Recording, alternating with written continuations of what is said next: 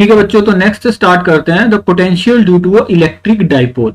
ठीक है, अब इलेक्ट्रिक डाइपोल सबको ध्यान ही होगा, in the last class we have find the electric field in the axis of dipole and the equatorial plane. ठीक है, जिसकी अगर वैल्यू थोड़ी सी ध्यान होगी तो क्या आई थी, वैल्यू आई थी 2p/4πε0 r³ और इक्वेटोरियल प्लेन पे आई थी आई थिंक -p/4πε0 r³। ठीक है, यहां पे भी एक चीज तो पहले से पता होनी चाहिए, वो क्या होता है आपका डाइपोल मूवमेंट, क्योंकि एक डाइपोल के लिए एक चीज को डिफाइन किया गया था कि सबसे पहले तो डाइपोल होता है क्या, इक्वल एंड अपोजिट चार्ज। यहां भी बात करते हैं equal and opposite charge. Equal and opposite charge में आता है आपका +q -q, और ये जो चार्ज है, ये जो डाइपोल है, इसके बीच का गैप आया 2a। ठीक है जी, अब सबसे पहले तो एक डिफाइन कर लेते हैं इसका डाइपोल मूवमेंट, और डाइपोल मूवमेंट होता है क्या, चार्ज का मैग्नीट्यूड और दोनों के बीच जो डिस्टेंस है। ठीक है जी, ये पहले से पता होना चाहिए। फिर क्या पूछा गया कि किसी पर्टिकुलर सेंटर से क्या करना है, किसी पर्टिकुलर पॉइंट ए मान लिया या कोई भी मान लिया, यहां पे फाइंड करना है आपको पोटेंशियल इस डाइपोल की वजह से। सेंटर से डिस्टेंस मान लिया इसका r, क्या मान लिया डिस्टेंस इसका r। अब क्या किया, पॉजिटिव वाले पार्ट से इस डिस्टेंस को मान लिया r1 और नेगेटिव वाले से मान लिया इसको r2, और ये जो एंगल इन दोनों के बीच में बेटा वो मान लिया थीटा। एंगल क्या मान लिया, थीटा। ठीक है, और जो इलेक्ट्रिक डाइपोल की डायरेक्शन है जो हमको पता है वो क्या होता है, इलेक्ट्रिक डाइपोल की डायरेक्शन है यहाँ पे ये नेगेटिव टू पॉजिटिव। ठीक है, सिंपल सी बात है। और क्या चीज हमें पता है, और एक और चीज, जब हम कंपोनेंट करते हैं तो मैंने सिखाया था हॉरिजॉन्टल कंपोनेंट क्या होता है, किसी भी राइट एंगल ट्रायंगल का cos थीटा। तो इस P का इस R डायरेक्शन में कंपोनेंट है P cos थीटा। ठीक है, बाद में काम आएगा इसीलिए बता रहा हूं। ठीक है जी, अब इस पर्टिकुलर पॉइंट A मान लिया, इस पर्टिकुलर पॉइंट पे अगर नेट पोटेंशियल निकालना है तो क्या, you have to find the potential of this particular +q part and also find the potential of -q part. ठीक है, और R की टर्म में निकालना है, R की टर्म में निकालना है। तो मैं क्या करता हूं, इस पर्टिकुलर राइट एंगल ट्रायंगल को कंप्लीट कर लेता हूं, इस राइट एंगल ट्रायंगल को कंप्लीट कर लेता हूं, यहां तक होगी शायद ये कंप्लीट। इसको थोड़ा सा ठीक करता हूं,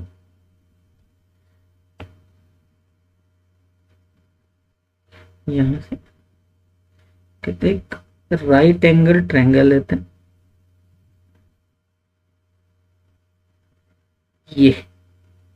ये आई आपकी राइट एंगल ट्रायंगल बन गई, मतलब ये पूरी की पूरा आपको दिखाई दे रहा है। ठीक है, अब क्या करना है मेरे को, पहले तो फाइंड करना है मेरे को potential due to +q charge. ठीक है, या फिर हम क्या करते हैं R1 R2 को R की टर्म अभी मतलब लिख लेते हैं। ठीक है, लेकिन सबसे पहले क्या करते हैं, पोटेंशियल अभी लिख लेते हैं। ठीक है, पोटेंशियल लिखते हैं, पोटेंशियल ड्यू टू +q कितना आएगा, पोटेंशियल ड्यू टू +q कितना आएगा, पोटेंशियल ड्यू टू +q आएगा आपका 1/4πε0, 1/4πε0 q/r1। ठीक है जी, और माइनस की वजह से कितना आएगा, 1/4πε0 -q/r2, यही आएगा। अब नेट पोटेंशियल की बात करेंगे तो सिंपल दोनों को ऐड कर देंगे। एक और चीज में आगे भी वैसे बताएंगे, यहां पे बता देता हूं, पोटेंशियल एक तो स्केलर क्वांटिटी होती है और इसका डायरेक्शन से कोई लेना देना नहीं होता। मतलब you mean to say that electric field में डायरेक्शन की में परेशानी आती थी। ठीक है, डायरेक्शन हमें थोड़ी सी कम समझ आती थी, कैसे लें क्या करें, मतलब होता था मतलब क्वेश्चन, लेकिन थोड़ा सा डिफिकल्ट पड़ता था। तो इस चीज को इजी करने के लिए आया आपको पोटेंशियल, जो हमने सीखा। तो एक पॉइंट पे पोटेंशियल क्या होगा, ठीक है, कि सभी चार्जेस की वजह से ऐड कर देना है, सिंपल, डायरेक्शन की चिंता नहीं करनी है। And you have to put the charge with sign, charge को किससे रखना है, साइन से रखना है। तो नेट पोटेंशियल एट ए अगर मैं पूछूं तो क्या आएगा, 1/4πε0, चार्ज दोनों में सेम है। ठीक है, अंदर 1/r1 माइनस 1/r2 ये आएगा। अब अगर मैं r की वैल्यू, r1 और r2 की वैल्यू अगर मैं कर दूं आपका r1 और r2 की वैल्यू r की फॉर्म में निकाल दूं, r की फॉर्म में निकाल दूं तो आंसर ज्यादा अच्छे से आएगा। तो मैं क्या लिखता हूं, पहले r1 लिखता हूं, ध्यान से देखना, ठीक है। r1, अगर मैं r1 लिखना शुरू करता हूं तो r1 को कैसे लिख सकता हूं, ठीक है, r की फॉर्म में। सबसे पहले तो ये नीचे वाला जो पार्ट है, अगर ये 2a है, ठीक है, तो इतना तो समझ में आ गया, ये ओरिजिन है, तो ओरिजिन से इसको कुछ भी मान लेते हैं, ये b मान लिया हमने, ये c मान लिया हमने, ये d मान लिया हमने, ठीक है। तो अगर मैं r1 स्क्वायर लिखने जाऊं, r1 स्क्वायर लिखने जाऊं बेटा, तो क्या लिखूंगा, r1 स्क्वायर की वैल्यू क्या होगी, r1 स्क्वायर की वैल्यू होगी आपका bd square plus ba square, ठीक है। क्या मैं लिख सकता हूं ऐसे, ठीक है। bd को क्या लिख सकता हूं मैं, अगर bd को लिखना चाहूं मैं, अगर ये दोनों 2a है तो ऑब्वियसली बात है ये भी a होगा और ये वाले भी a होगा, ठीक है। तो इस वाले को मैं क्या लिखूं, इस वाले को मैं क्या लिखूं, इस वाले को मैं लिख सकता हूं, सिंपल ध्यान रखना, ठीक है। मैं ओडी की वैल्यू क्या लिख सकता हूं, चलो मैं यहां पे अभी मतलब लिखने की ट्राई करता हूं। ओडी क्या लिख सकता हूं मैं, क्या मैं ओडी r cos थीटा लिख सकता हूं मेरे भाई, यस मैं लिख सकता हूं। तो बीडी की वैल्यू कितनी होगी, बीडी की वैल्यू होगी आपका, बीडी की वैल्यू कितनी आएगी, बीडी की वैल्यू आएगी कितना, ओडी माइनस, बस इसको यहां पे सिंपली हमें क्या करना है, पुट करना है। क्या पुट करना है हमें, बीडी का स्क्वायर प्लस बीडी का, यहां पे ना बी ए नहीं होगा, यहां पे होगा डी ए, यहां पे होगा डी ए, यहां पे होगा राइट एंगल ट्रायंगल है तो डी ए, ठीक है। अब बीडी को क्या लिख सकता हूं मैं, ओडी, ठीक है, और ओडी की वैल्यू कितनी है पूरी, आर कोस थीटा,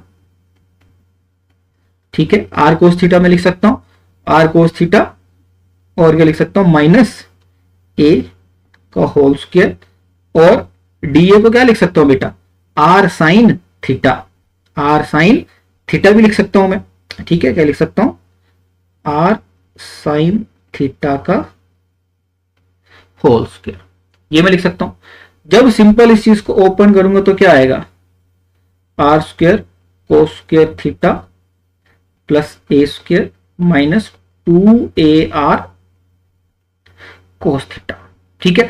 दूसरी टर्म लिखूंगा plus r square sine square theta, I hope यहां तक आया होगा, ठीक है। फिर इसके बाद में लिखूंगा ये वाली टर्म, ये वाली टर्म और ये वाली टर्म में से आपको पता है क्या कॉमन आ जाएगा, सिंपल सी बात है, sine square theta, R square common आ जाएगा, तो बचेगा क्या, R square into cos square theta plus sine square theta, वो क्या होता है 1, तो क्या आ जाएगा यहां पे, r square plus a square minus 2ar cos theta, ठीक है। ये वैल्यू आई r1 स्क्वायर की, लेकिन हमें पहुंचना कहां है, हमें 1/r1 तक पहुंचना, ये हमारे माइंड में पहले से होना चाहिए। तो मैं क्या करता हूं, r कॉमन ले लेता हूं, आर स्क्वायर कॉमन ले लेते हैं यहां से, आर स्क्वायर जैसे मैंने कॉमन लिया, अंदर क्या बचा 1, ठीक है, minus 2a/r cos theta plus a square by are square, ये मैंने लिया, ठीक है जी। अब इसके बाद अगर मैं देखूं, एक चीज यहां पे एज्यूम करते हैं कि R is very very greater than, R is very very greater than क्या बेटा, R is very very greater than A, जो वहां पे भी किया था।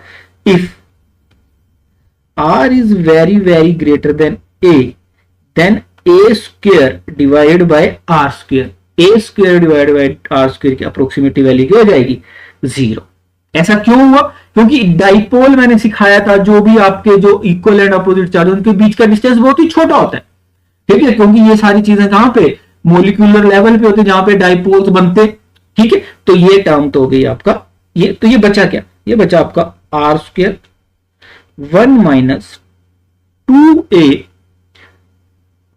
2a/r cos थीटा, ये बचा आपका। ठीक है जी, अब आगे चलता हूं।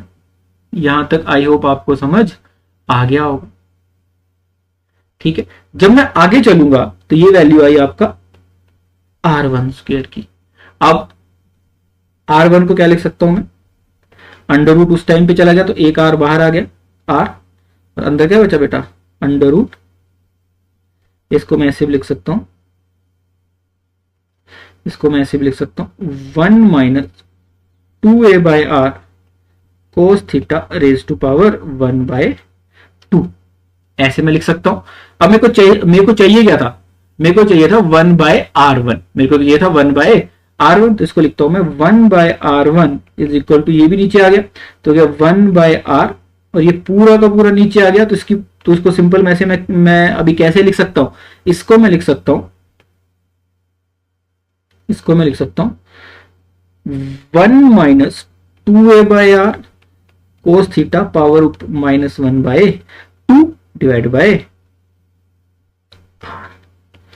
ठीक है, अब क्या करता हूं, एक चीज होती है इफ ध्यान सुनना मेरी बात, if r is very very greater than a, तो मैं यहां पे लगा सकता हूं बाइनोमियल एक्सपेंशन। यहां पे मैं अभी लिख रहा हूं, जिनको मैथ में पढ़ा उसको थोड़ा सा पता होगा, जिसको नहीं पता होगा वो याद भी कर सकता है।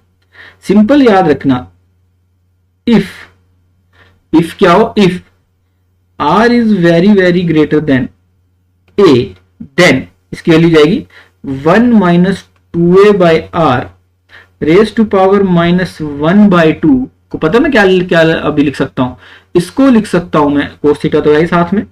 ठीक है, यहां पे cos थीटा तो है ही साथ में, cos थीटा कैसे मिस हो गया यहाँ पे, इसको मैं कैसे लिख सकता हूं बेटा, इसको लिख सकता हूं मैं 1 minus 2a/r cos theta raise to power -1/2। ये क्या होगा, -1/2 डायरेक्टली अंदर मल्टीप्लाई हो जाएगा, is equal to 1 minus minus plus. ठीक है, 1/2 ए हो गया तो क्या बचा a/r cos theta, a/r cos theta. ठीक है, बाइनोमियल एक्सपेंशन कैसे किया, बाइनोमियल एक्सपेंशन। ठीक है, तो इसको मैं लिख सकता हूं 1/r1 is equal to 1/r into 1 plus a/r cos theta, ये वैल्यू आई। सिंपल मैथ्स है, सिंपल मैथ्स है।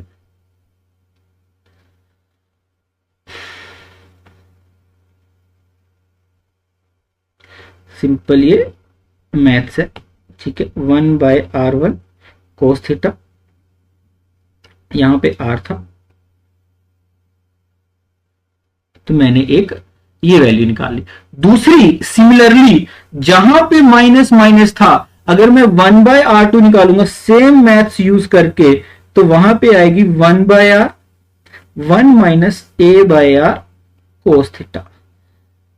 आप इस चीज को निकालने की कोशिश करोगे तो इजीली आएगा। बस क्या करना है, यहां पे जहां से हमने r1 निकालना शुरू किया था, देखो इस पॉइंट पे यहां पे r1 लिखा था, वहां पे r2 लिखोगे, और जहां पे आपका क्या आया था r cos theta minus a आया था, ये पॉइंट बदल जाएगा r cos theta plus a, बाकी सब कुछ सेम रहेगा और सब कुछ सेम, साइन का ध्यान रखना और आपको ये आंसर मिल जाएगा। ठीक है, जैसे इन वैल्यूज को पुट करोगे तो नेट पोटेंशियल क्या आने वाला बेटा, नेट पोटेंशियल आने वाला है v is equal to q, वहां पे था ही q 1/4 pi epsilon naught 1/r1 और r भी अभी तो आपका कॉमन आ गया। ठीक है, तो यहां क्या आ गया r, और अंदर क्या बचा 1 माइनस ये सॉरी r था 1 plus a/r cos theta minus 1 minus minus plus a/r cos theta.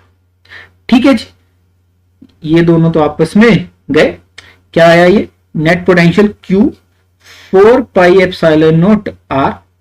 ठीक है जी, अंदर क्या बचा 2a/r cos थीटा, क्या बचा ये वाली वैल्यू आई। ठीक है जी, अगर मैं इसको देखता हूं तो इसको मैं कैसे लिख सकता हूं, अगर ऊपर देखो तो हमने P क्या लिखा था, P को लिखा था Q इंटू 2 डाइपोल मूवमेंट होता है, तो डाइपोल मोमेंट को लिख दिया मैंने P कोस थीटा, और ये R बाहर आ गया तो 4 pi epsilon not R square. ठीक है, अब वहां पे एक टर्म मैंने अभी लिखी थी, फिर से दिखाता हूं, P cos theta. P cos theta क्या होता है आपका? P कोस थीटा ये था। P कोस थीटा का मतलब है direction toward the A point, या जिसको बोल सकते हो R यूनिट वेक्टर। जिसको क्या बोल सकते हो? R unit vector. ठीक है जी, जिसको क्या बोल सकते हो आप? R unit vector. तो इसको क्या लिख सकता हूं मैं ऐसे, P cos theta, P cos theta को सिंपल R की डायरेक्शन में ये आया, और 4 pi epsilon not R square. ये वैल्यू आई आपकी किसकी? Net potential difference. ये क्या है आपका? नेट पोटेंशियल डिफरेंस, किसी भी पॉइंट पे नेट पोटेंशियल डिफरेंस आया जी आपका ये। ठीक है, आई होप थोड़ा सा समझ आने लगा हो। ठीक है, तो ये आया आपका पोटेंशियल, ये आया आपका नेट पोटेंशियल। ठीक है, किसकी वजह से? डाइपोल की वजह से किसी भी लाइन पे। अगर आपसे कोई पूछ ले, अब अगर ये डाइपोल है, दो पड़े हो, एक ही डाइपोल मान लिया, आंसर तो आपको पता चल गया। ठीक है, ये होगा। ठीक है, अगर आपसे कोई पूछे कि ये एक्सियल लाइन है, ये दो ये चार्जेस पर है, यही केस हो सकते हैं जो वहां पे किए थे। सेंटर से, एक तो केस की सेंटर से R डिस्टेंस पे बताओ कितना होगा। ठीक है, और दूसरा केस क्या होगा? दूसरे केस की अगर बात करता हूं तो दूसरा केस क्या होगा? पूछेगा कि ये कोई सेम है ना, और सेंटर से R डिस्टेंस पे बताओ, ये भी हो सकता है।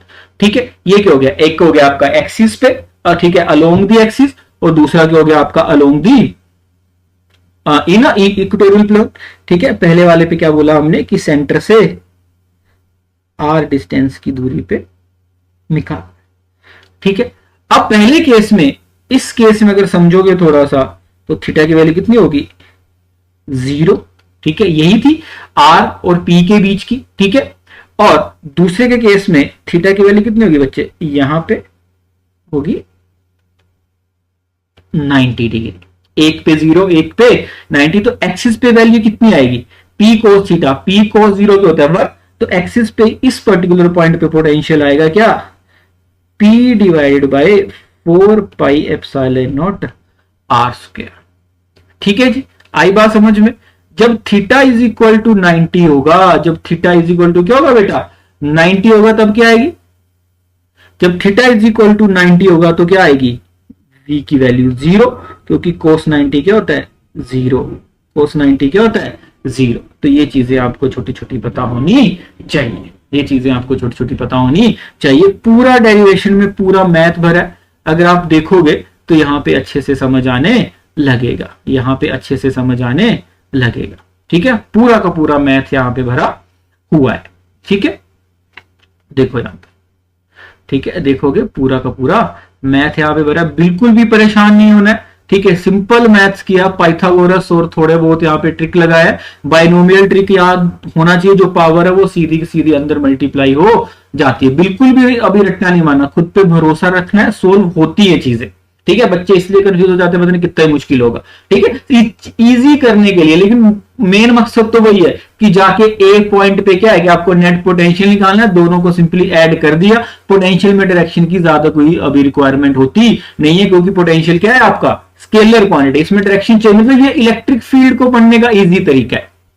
ठीक है, इलेक्ट्रिक फील्ड को पढ़ने का इजी तरीका है। ठीक है, आई होप आपको थोड़ा सा समझ आया होगा। ठीक है, ये पूरी डेरिवेशन आपको अच्छे से याद होनी चाहिए। ठीक है, ये तो दोनों स्पेशल केस लिए हमने, ऊपर कहां पे निकाला अभी, मतलब जनरल पॉइंट पे निकाला, और ये स्पेशल केस है। ठीक है, तो क्या बातें याद रखनी है?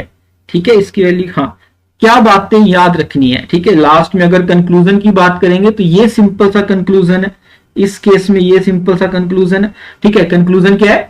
The potential due to a dipole depends on both the distance r, r पे डिपेंड कर रहा था, and the angle between the position vector r and dipole P cos theta था, ठीक है। It is axially symmetric about P, rotating R about P with the same angle theta, keeps the potential constant, ठीक है। मतलब direction के ऊपर ज्यादा नहीं सोचना, लेकिन कहां पे रखा है पॉइंट ए उसके बारे में बात होनी चाहिए। At large distances, large distances का मतलब r is very very greater than a, the electric dipole potential decreases as 1/r², ठीक है, क्योंकि फॉर्मूले के लास्ट में क्या है, ठीक है, P/4πε0 r², लेकिन सिंगल चार्ज रखा होता तो क्या होता था, ठीक है, 1/4πε0 r। तो ये r² की इसमें अभी मतलब कम होता जा रहा है जैसे जैसे आप दूर जाते जा रहे हो, लेकिन जो सिंपल चार्ज होता तो आपका सिंपल आर की टर्म में होता, तो सिंपल चार्ज होता तो आपका वो आर की टर्म में होता यूज, ठीक है जी। नेक्स्ट ये हमने पढ़ा, या फिर ये सिंपल सी बात है, potential due to a system of charges. System of charges हमने अभी सीख लिया कि पोटेंशियल क्या है आपका, एक स्केलर क्वांटिटी है। तो सिंपल क्या होता है पोटेंशियल, तो सिंपल आपका ऐड करना, डायरेक्शन के ऊपर सोचना नहीं है, ठीक है। तो यहां पे मैं अभी लिख देता हूं electrostatic potential, electrostatic potential, electrostatic potential, electrostatic potential is a scalar quantity. क्या है बेटा ये, स्केलर क्वांटिटी। तो स्केलर क्वांटिटी तो बोला क्या हो गया, स्केलर क्वांटिटी है, तो ये ध्यान रखना है, ठीक है, कि it will follow the simple algebraic laws, follow simple algebraic laws of addition, ठीक है। तो बोलने का मतलब है कि अगर कोई पॉइंट P है, अगर कोई पॉइंट P है, 3-4 पॉइंट मान लिए, 3-4 चार्जेस, कोई Q1 चार्ज है, कोई Q2 चार्ज है, Q3 चार्ज है, ठीक है। अब ये हो गया, ये Q2 चार्ज है, ये क्या मैं लिख सकता हूं ऐसे, ठीक है। अब क्या बोला गया कि ये जो डिस्टेंसेस हैं, ठीक है, यहां पे डिस्टेंस मान लिया मैंने 1p, ये मान लिया 2p, r2p, r2p, ये क्या मान लिया मैंने r3p। तो बोले इन तीनों चार्जेस की वजह से Q1, Q2, Q3 की वजह से क्या आना चाहिए आपका, P पॉइंट पे कितना पोटेंशियल आना चाहिए, जैसे वहां भी किया था, इलेक्ट्रिक फील्ड या फोर्स क्या होनी चाहिए। तो इन दैट सेम लाइंस, लेकिन वहां पे डायरेक्शन सोचनी पड़ती थी बेटा, फोर्स की डायरेक्शन, इलेक्ट्रिक फील्ड की डायरेक्शन, ठीक है, तभी वेक्टर में ऐड करते थे, कंपोनेंट करते थे। यहां इतनी कोई परेशानी की बात नहीं है, यहां पे डायरेक्टली क्या लिखना है, पोटेंशियल ऐड करना, Q1, Q2, Q3 साइन के साथ रखना है। तो नेट पोटेंशियल एट P क्या होगा, नेट पोटेंशियल एट P मैं क्या लिखूंगा, सिंपल है, Q1 की वजह से तो 1/4πε0 तो सब में होगा, ठीक है। अंदर क्या लिखूंगा मैं, Q1 divide by R1P, direction की तो बात ही नहीं है, Q2 divide by R2P plus Q3 divide by R3। ये सिंपल पोटेंशियल, सिंपल ऐड कर दिया मैंने एक एक पोटेंशियल को। यही है आपका topic, potential due to a system of charges. बहुत सारे चार्जेस रखे, आपको सिर्फ ऐड करना है, बिल्कुल भी परेशान नहीं होना, ज्यादा परेशानी वाली बात नहीं है, ठीक है जी। आगे चलते हैं, जो इसी का पार्ट है, potential inside conducting thin spherical shell, ठीक है। इनसाइड आउटसाइड दोनों की बातें कर लेते हैं, लास्ट में इसमें लिखे, आगे भी आएगा वैसे ये, ठीक है। ध्यान से सुनना मेरी बात। अब ये जो कंडक्टिंग स्फेरिकल शेल है, कंडक्टिंग स्फेरिकल शेल, ये मान लिया, इसका रेडियस मान लिया मैंने R, ठीक है, या फिर कैपिटल R मान लेता हूं, रेडियस है, रेडियस मान लिया मैंने कैपिटल R, ठीक है। और बाहर कोई पॉइंट, दोनों पॉइंट पे निकाल लेते हैं, बाहर किसी पॉइंट R पे मान लिया हमने P, और जो भी चार्ज हमने, है ना, क्या था, चार्ज आया सरफेस पे मान के चलो। अब अगर कंडक्टिंग थिन स्फेरिकल सेल है तो चार्ज कहां पे आएगा, सरफेस पे आएगा, और चार्ज मान के चलो Q, चार्ज मान के चलो Q, ठीक है। अब सुनना ध्यान से, है ना, ठीक है। अब क्या है कि इस यहां पे ये पॉइंट मान लेते हैं हम A, ठीक है। पहले तो ये पता है कि हमने वहां भी फाइंड किया था electric field inside, electric field inside the shell क्या होगी, electric field inside the shell क्या होगी बेटा, जीरो। क्यों? क्योंकि गॉस लॉ के अकॉर्डिंग अंदर नेट चार्ज कितना है? जीरो, या चार्ज है ही नहीं तो अंदर चार्ज कहां है? पूरा बाहर। तो अंदर इलेक्ट्रिक फील्ड कितनी होगी? जीरो। और इस बाहर वाले पॉइंट पे देखो तो हमने पी पॉइंट पे क्या होगा आपका इलेक्ट्रिक फील्ड? कुछ ना कुछ होगी, 1/4πε0 Q/r²। तो यहां पे पोटेंशियल क्या लिखा जाएगा? ये पूरे शेल का चार्ज आपको ऐसा समझा जाएगा कि सेंटर पे कॉन्सेंट्रेटेड है, और यहां पे तो वीपी, पोटेंशियल वीपी तो लिख लोगे। तो सिंपल है, ये आपका क्या होगा? आपका Q/4πε0r। इसमें तो कोई दिक्कत है ही नहीं। इनसाइड अगर पूछे, अब इनसाइड इलेक्ट्रिक फील्ड जीरो है, तो अगर इलेक्ट्रिक फील्ड इनसाइड जीरो है तो पोटेंशियल कितना होगा? सोचो, अगर इलेक्ट्रिक फील्ड जीरो है, if E is equal to zero inside the shell, inside the shell, तो क्या होगा? पोटेंशियल को डिफाइन कैसे किया गया? It is the amount of work done. कुछ काम करना पड़ेगा अगर वहां पे इलेक्ट्रिक फील्ड प्रेजेंट है, क्योंकि इलेक्ट्रिक फील्ड ही लगाएगी या तो फोर्स ऑफ अट्रैक्शन या तो फोर्स ऑफ रिपल्शन। लेकिन शेल के अंदर तो इलेक्ट्रिक फील्ड क्या है बच्चे? जीरो। क्या है? जीरो। तो यहां पे कोई भी वर्क डन करना पड़ेगा नहीं। तो जब वर्क डन नहीं करना पड़ेगा तो नेट, अगर मान लिया दो छोटे पॉइंट अंदर ए और बी, अगर ए और बी के बीच में कोई चीज को मूव करना है तो क्या काम करना पड़ेगा? नहीं। जब काम नहीं करना पड़ेगा तो पोटेंशियल कितना आएगा? पोटेंशियल डिफरेंस, पोटेंशियल डिफरेंस कितना आएगा? VA minus VB is equal to zero. क्योंकि इलेक्ट्रिक फील्ड कितनी है? जीरो। इलेक्ट्रिक फील्ड कितनी है बेटा? इलेक्ट्रिक फील्ड कितनी है? E in zero. So no work required, no work required to move charge. क्या मेरी बात समझ में आई? और अंदर क्या रहेगा पोटेंशियल आपका? Potential V inside is equal to constant. V inside कितना लिखना है? V inside is equal to constant. और इसकी वैल्यू होगी कितनी अगर मैं देखना चाहूं तो? इसकी वैल्यू होगी कितनी V इनसाइड अगर मैं लिखना चाहूं तो? एक जगह पे वैल्यू पता है मुझे। अगर सरफेस पे वैल्यू बात करेंगे तो सरफेस पे तो वैल्यू पता है मुझे। सरफेस पे वैल्यू क्या होगी? Q/4πε0 capital R। ठीक है। और अगर सरफेस से किसी चार्ज को अंदर लेके जाना है तो कोई भी काम करना पड़ेगा नहीं। ठीक है, क्योंकि अंदर तो अभी इलेक्ट्रिक फील्ड है ही, लेकिन सरफेस पे पता है मुझे पोटेंशियल है ना, तो अंदर भी पोटेंशियल कितना होगा? V इन भी हमेशा रहेगा इसी के बराबर। ये बड़ी अच्छी चीज है, पता होनी चाहिए कि इवन कंडक्टिंग स्फीयर में भी यही आएगा, कंडक्टिंग सॉलिड स्फीयर में भी यही आएगा। जो आगे पढ़ोगे, जब अभी प्रॉपर्टीज पढ़ोगे, तो क्यों आया ये? क्योंकि इलेक्ट्रिक फील्ड अंदर जीरो है और कोई भी पोटेंशियल चेंज होगा नहीं, तो पोटेंशियल कितना आएगा? कांस्टेंट। ठीक है, तो ये सारी चीजें थोड़ी थोड़ी अंडरस्टैंडिंग होनी चाहिए। आगे भी आएगा फिर से, लेकिन यहीं पे पता चल जाए तो क्या दिक्कत है।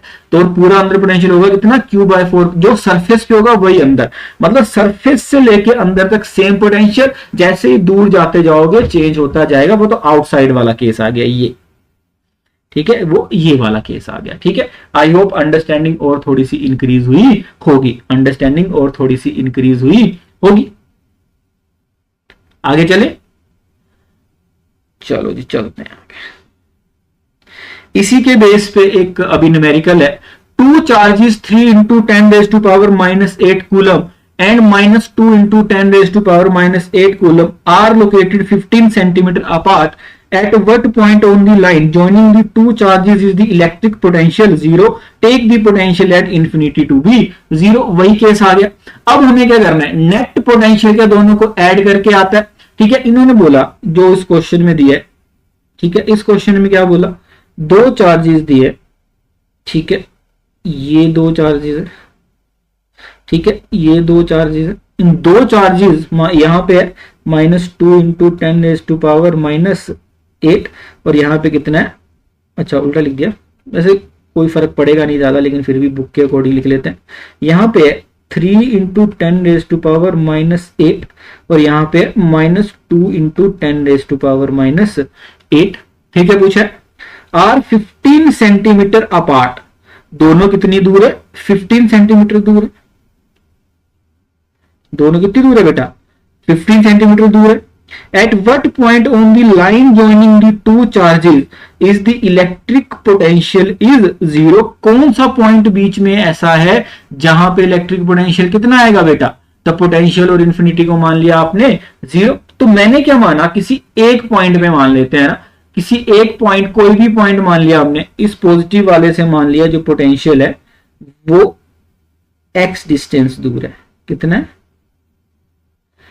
x डिस्टेंस दूर है। अगर ये x है तो सिंपल सी बात है, इसकी वैल्यू कितनी होगी दूसरे वाले की? 15 माइनस x।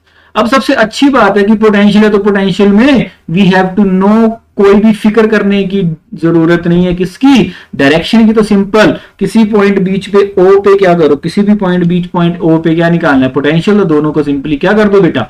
ऐड कर दो। तो पोटेंशियल कितना आएगा? पोटेंशियल की वैल्यू कितनी आएगी? पॉइंट A पे दोनों को ऐड करना है, पोटेंशियल एट O। ठीक है, पोटेंशियल एट O कितना है? इसकी वैल्यू आएगी Q 3 इंटू 10, पहले वाले की वजह से -8 divide by 4 pi epsilon not. R की वैल्यू कितना है यहाँ पे? X।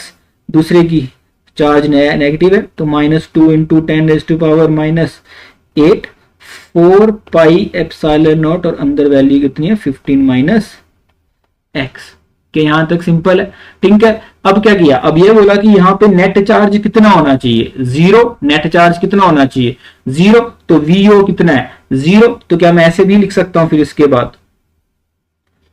बाद मैं ऐसे भी लिख सकता हूं सिंपल। अगर मैं जाऊं 3 into 10 raise to power -8 4 pi epsilon naught x -2 into 10 raise to power -8 4 pi epsilon naught into 15 minus x is equal to 0। क्योंकि बोला कि वहां पे पोटेंशियल कितना होना चाहिए? बिकॉज सिंपल बोला कि VO पे क्या होना चाहिए? ऐसा डिस्टेंस निकालो जहां पे कितना होना चाहिए? 0।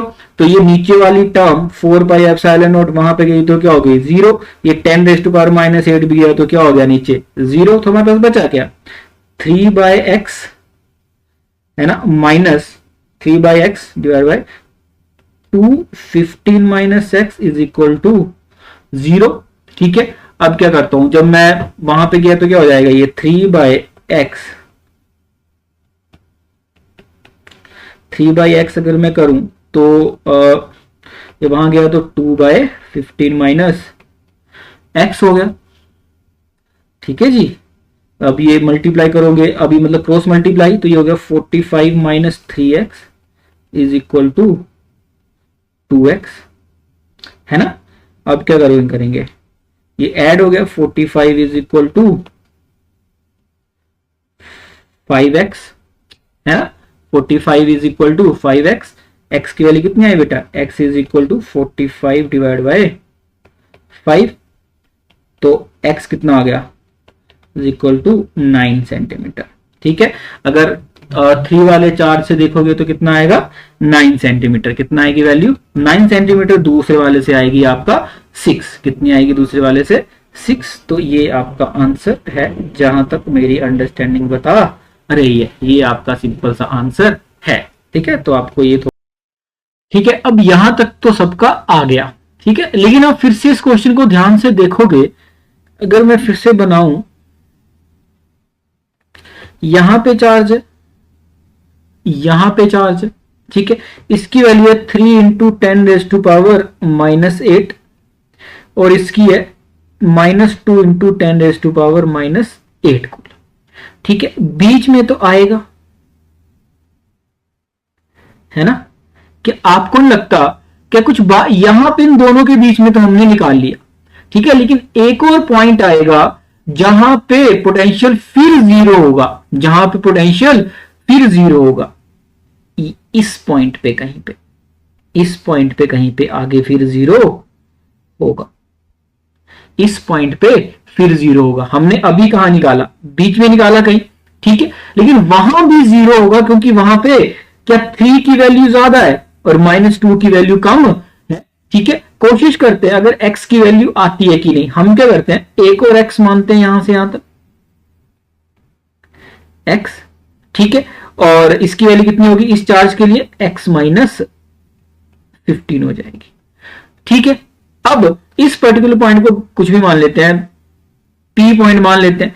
वीपी पे अगर मैं पोटेंशियल लिखने जाऊं तो क्या होगा बेटा, वीपी पे पोटेंशियल होगा 1/4 pi epsilon not, 1/4 pi epsilon not, अंदर क्या लिखूंगा मैं 3 डिवाइड बाय एक्स, है ना, और -2 बाय एक्स -50, दोनों का 10⁻8 भी कॉमन आ गया, और ये जो x है ये तो ऊपर वाले के लिए, अगर इसको मैं यहां से हटा के यहां लिख देता हूं, इसको हटा के मैं यहां लिख देता हूं, ठीक है। तो बोला कि इस पॉइंट पे भी पोटेंशियल कितना है, 0, तो वीपी की वैल्यू होगी 0, वीपी इज इक्वल टू 0, तो क्या लिखूंगा, ये सब टर्म वहां जाके क्या हो गया 0, ठीक है। तो क्या बचा गया 3/x -2/x -15 is equal to 0, ये वहां पे गया तो मल्टीप्लाई हो गया, तो 3/x,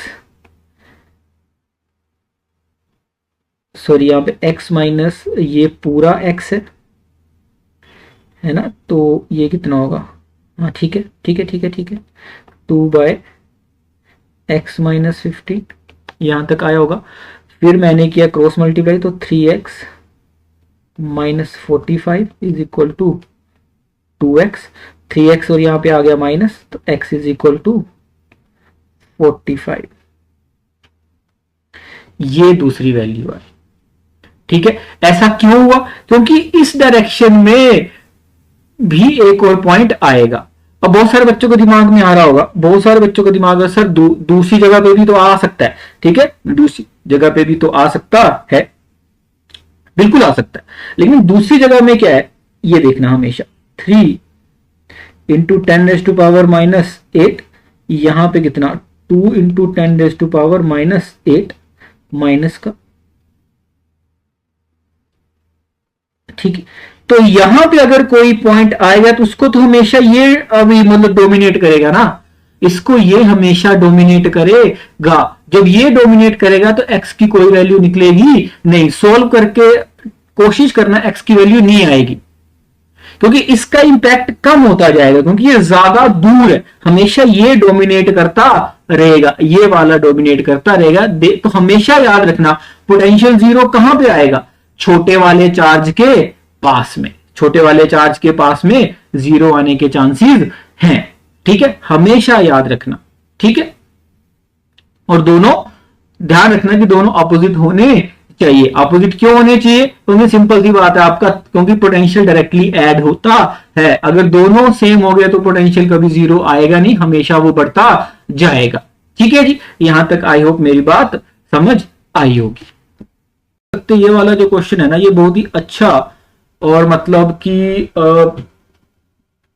अब तक जो आपने सीखा, ठीक है, उसका बेसिक ये क्रक्स, ठीक है, अगर ये अच्छे से आ गया समझ तो मतलब आपकी अंडरस्टैंडिंग ज्यादा है, ठीक है। तो सबसे पहले इन्होंने क्या किया है कि दो चार्जेस अभी रखे हुए हैं, ये आपका पॉजिटिव, ये आपका नेगेटिव, दोनों की वजह से आपको इलेक्ट्रिक फील्ड भी पता है, ठीक है, दोनों की वजह से, पॉजिटिव की वजह से इलेक्ट्रिक फील्ड की डायरेक्शन बाहर को, नेगेटिव की वजह से इलेक्ट्रिक फील्ड की डायरेक्शन बेटा अंदर को, ठीक है। तो पहला क्वेश्चन अगर आप देखोगे, give the science of potential difference VP minus VQ और वीबी माइनस वीए। अगर मैं पहले केस में वीपी लिखता हूं, अगर मैं क्या करता हूं वीपी लिखता हूं पहले केस में, तो वीपी की वैल्यू होगी क्या, वीपी की वैल्यू मैं यहीं पे लिख देता हूं। तो वीपी की वैल्यू है क्या, वीपी की वैल्यू है, ये मान लिया आपका R1 है, R1 दूर है और ये R2 दूर है, तो वीपी की वैल्यू होगी क्या, वीपी माइनस वीक्यू पूछा है, तो 1/4 पाई वीपी माइनस वीक्यू पूछा है, 1/4 pi epsilon naught 1/R1 minus 1/R2।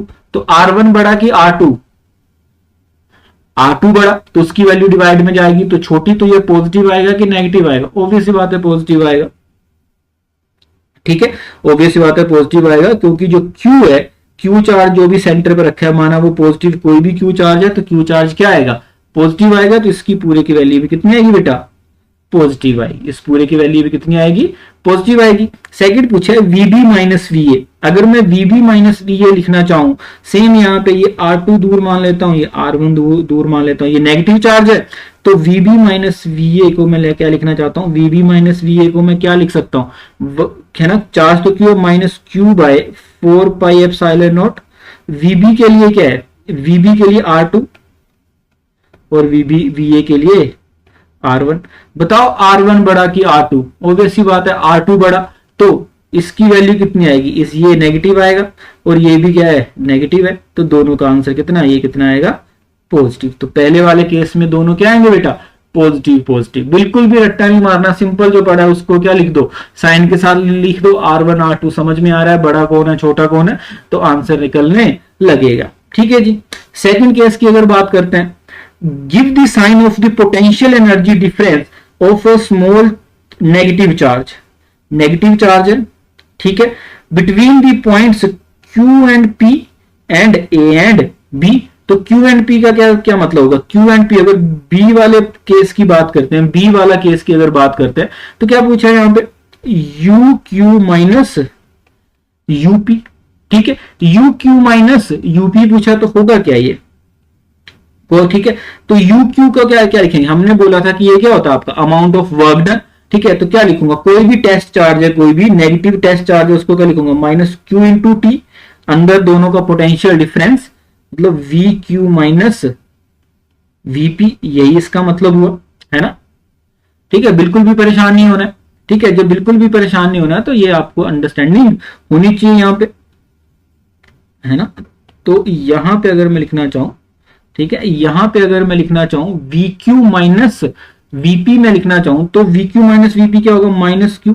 अब यहाँ पे पॉजिटिव चार्ज है, तो जो ये टेस्ट चार्ज है, कोई भी नेगेटिव, अंदर क्या है? वो वाला चार्ज क्या है? कोई भी पॉजिटिव Q मान लिया मैंने। VQ की वैल्यू क्या होगी? 4 पाई एप्सिलॉन नॉट भी common, 4 pi epsilon not common.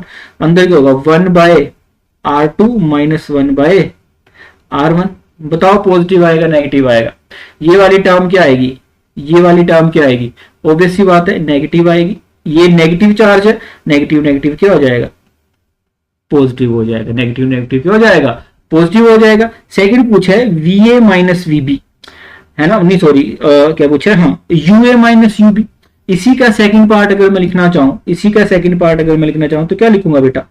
फिर से पूछा है UA माइनस UB, है ना। तो मैंने कोई भी टेस्ट चार्ज मान लिया, माइनस Q2 जिसको लेके जाना है, उसका अभी नेगेटिव चार्ज है, वो भी माइनस Q।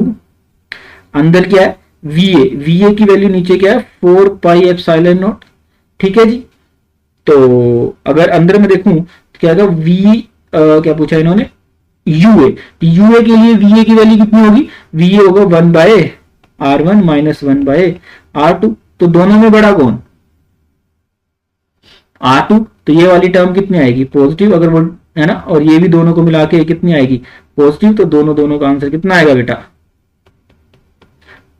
पॉजिटिव आंसर आएगा। एक बार मैं चेक कर लूं आंसर। ठीक है, जहां तक मुझे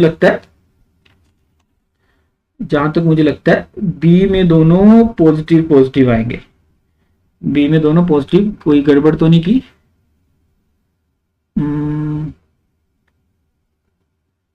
इसमें VQ माइनस,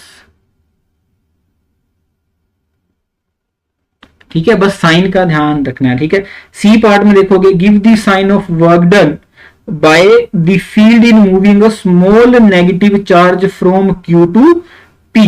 ठीक है, पहले केस में क्या करना है? अब पूछा है कि फील्ड, तो दूसरे केस में पूछा है। ठीक है, सी पार्ट में अगर आप देखोगे तो पूछा है कि give the sign of the work done by the field. Field force कहां होगा? फील्ड फोर्स क्या है? और नेगेटिव चार्ज है दोनों के बीच में। अगर आप देखोगे, बोला कि कोई नेगेटिव चार्ज तो पहले से ही है सी में। ठीक है, और क्या है कि अच्छा पॉजिटिव चार्ज, और कोई पॉजिटिव चार्ज है, ठीक है, उसको मूव कराना है Q से P तक। Q से P तक तो अच्छा ये भी पॉजिटिव है। ठीक है, Q से P तक अगर किसी पॉजिटिव चार्ज को मूव कराना है तो इलेक्ट्रोस्टैटिक फोर्स की डायरेक्शन कहां होगी बेटा? इलेक्ट्रोस्टैटिक फोर्स की डायरेक्शन होगी, दोनों की फोर्स क्या होगी? अट्रैक्शन या रिपल्शन? रिपल्शन। ठीक है, और Q से P लेके जाना है तो डिस्प्लेसमेंट क्या? अंदर की तरफ को। तो इस केस में थीटा कितना होगा? 180। और वर्क डन होता क्या है? Fx कोस थीटा, और कोस 180 क्या होता है? नेगेटिव। कोस 180 क्या होता है? नेगेटिव। ठीक है, तो इसकी आंसर कितना आएगा? सी के पहले, सी वाले का नेगेटिव आएगा। ठीक है, क्योंकि फोर्स ऑफ रिपल्शन दूर अभी ले जाना चाहेगी। ठीक है, और जो डिस्प्लेसमेंट है वो क्या है? अंदर वाली अभी मतलब डायरेक्शन को यहां पूछा है फील्ड कितना वर्क करेगी, मतलब इलेक्ट्रोस्टैटिक फोर्स कितना काम करेगी, तो ऑब्वियस सी बात है वो क्या आएगा, नेगेटिव आएगा। क्या आएगा, नेगेटिव आएगा। दोनों के बीच में एंगल। डी की बात करते हैं। अगर डी वाले पार्ट में पूछा है give the sign of the work done by the, अब एक्सटर्नल फोर्स है, external force in moving a small negative charge from B to A. ठीक है जी, अब मेरे को कहां लेके आना है, बी टू ए लेके आना है, और चार्ज भी कैसा है, नेगेटिव है। ठीक है, तो सेंटर पे तो नेगेटिव रखा ही है, यहां भी नेगेटिव रखा है। दोनों के बीच में फोर्स क्या बेटा, दोनों के बीच में फोर्स क्या, रिपल्शन क्या, अट्रैक्शन, रिपल्शन। ठीक है, तो अट्रैक्शन एक्सटर्नल फोर्स कहां लगेगा, एक्सटर्नल फोर्स यहां लगेगा, फोर्स भी यहां और डायरेक्शन भी यहां, तो दोनों के बीच में थीटा कितना, 0। ऊपर 180 क्यों था, क्योंकि वहां पे इलेक्ट्रोस्टैटिक फोर्स की पूछी थी, फील्ड का वर्क डन पूछा था। यहां पे एक्सटर्नल, तो एक्सटर्नल तो यहीं लगाना पड़ेगा, खींचना पड़ेगा, तो ये कितना आएगा बेटा, पॉजिटिव आएगा। ठीक है, कितना आएगा, पॉजिटिव आएगा। लास्ट आता है आपका does the kinetic energy of a small negative charge increase और डिक्रीज। अगर ई पार्ट में अगर आप जाओगे तो क्या बढ़ रहा है, पोटेंशियल एनर्जी बढ़ रही है कि कम हो रही है, कहां जाना है, B to A. B to A potential energy क्या हो रही है बेटा, इंक्रीज हो रही है। क्यों इंक्रीज हो रही है, क्योंकि आर कम हो रहा है। क्या वैल्यू होती है पोटेंशियल एनर्जी की, वर्क डन। ठीक है, Q1 Q2 by 4 pi epsilon naught r, तो आर कम होगा तो पोटेंशियल एनर्जी बढ़ेगी, तो काइनेटिक एनर्जी क्या होगी बेटा, कम। क्योंकि ऐसा क्यों होता है, इसलिए कि sum of potential energy plus sum of kinetic energy is constant. दोनों क्यों होंगे आपस में कांस्टेंट। क्या मेरी बात समझ में आई, दोनों क्यों होंगे आपस में कांस्टेंट। क्या बातें समझ में आई। तो अगर पोटेंशियल एनर्जी बढ़ेगी तो काइनेटिक को कम होना पड़ेगा सम को वैलिड रखने के लिए। ठीक है, आई होप यहां तक समझ में आया होगा। बिल्कुल बेसिक से शुरू किया है। ठीक है, बेसिक कुछ भी रट्टा नहीं मारना, डायरेक्शंस ध्यान रखनी है, और नहीं समझ में आए ठीक है तो आप कमेंट्स में भी मैसेज कर सकते हो, मैं कोशिश करूंगा कि मैं रिप्लाई करूं उसका। ठीक है, नेक्स्ट करेंगे नेक्स्ट चैप्टर में, मतलब नेक्स्ट लेक्चर में, सॉरी।